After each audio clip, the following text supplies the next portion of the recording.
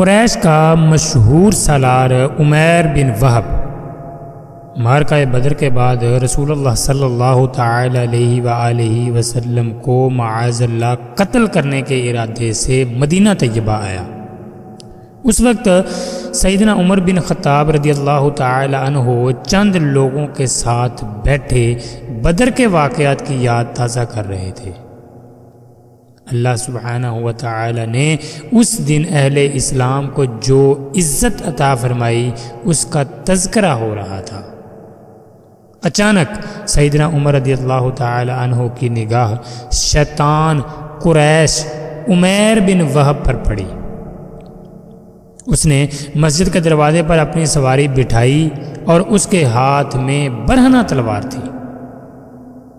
حضرت عمر فاروق رضی اللہ تعالی عنہ نے کہا، یہ کتا تو اللہ کا دشمن عمیر بن وہب ہے، ہو نہ ہو یہ کسی برے ارادے سے آیا ہے۔ یہی وہ شخص ہے جس نے کفار کو بھڑکا کر مسلمانوں کے خلاف میدان جنگ میں لا کھڑا کیا۔ حضرت عمر فاروق رضی اللہ تعالی عنہ اس کے بعد پھرتی سے نبی کریم صلی اللہ تعالی علیہ وآلہ وسلم کی خدمت میں گئے اور عرض کیا، یا رسول اللہ صلی اللہ تعالی علیہ وآلہ وسلم، اللہ کا دشمن عمیر بن وہب ننگی تلوار لے کر آ رہا ہے، تو میرے اور آپ کے پیارے آقا علیہ السلام نے فرمایا کہ اسے میرے پاس لے آؤ۔ حضرت عمر رضی اللہ تعالی عنہ نے اسے اس کی تلوار کی نیام کی پٹی سے جو اس کی گردن میں حمائل تھی مضبوطی سے پکڑ کر قابو میں کر لیا، پھر انصاری ساتھیوں سے کہا کہ اسے اسی حالت میں اللہ کے رسول صلی اللہ تعالی علیہ وآلہ وسلم کے پاس لے چلو اور وہاں بٹھا دو۔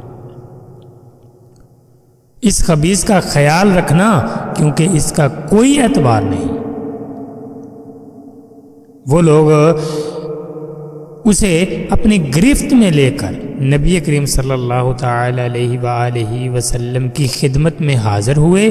جب نبی کریم صلی اللہ تعالی علیہ وآلہ وسلم نے اسے اس حالت میں دیکھا تو آپ صلی اللہ علیہ وسلم نے فرمایا، صحابہ اکرام سے فرمایا کہ اسے چھوڑ دو۔ اب آپ صلی اللہ تعالی علیہ وآلہ وسلم عمیر سے مخاطب ہوئے، عمیر میرے قریب آ جاؤ۔ وہ قریب آیا تو اس نے صبح بخیر کہا۔ یہ اہل جاہلیت کا آپس میں سلام کرنے کا طریقہ ہوا کرتا تھا۔ نبی کریم صلی اللہ تعالی علیہ وآلہ وسلم نے فرمایا، عمیر ہمیں اللہ تعالی نے تم سے بہتر سلام عطا فرمایا ہے جو اہل جنت کا اس سلام ہے۔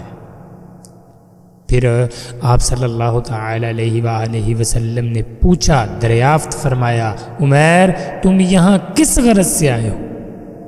تو عمیر نے کہا، میں بدر کی جنگ میں گرفتار ہونے والے اپنے قیدی بیٹے کی خبر لینے آیا ہوں، آپ اس سے اچھا سلوک کیجئے۔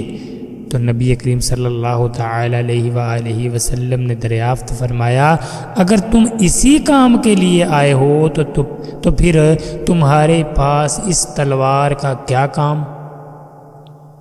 تو وہ بولا، اللہ ان تلواروں کا برا کرے جنہوں نے ہمیں کوئی فائدہ ہی نہیں پہنچایا۔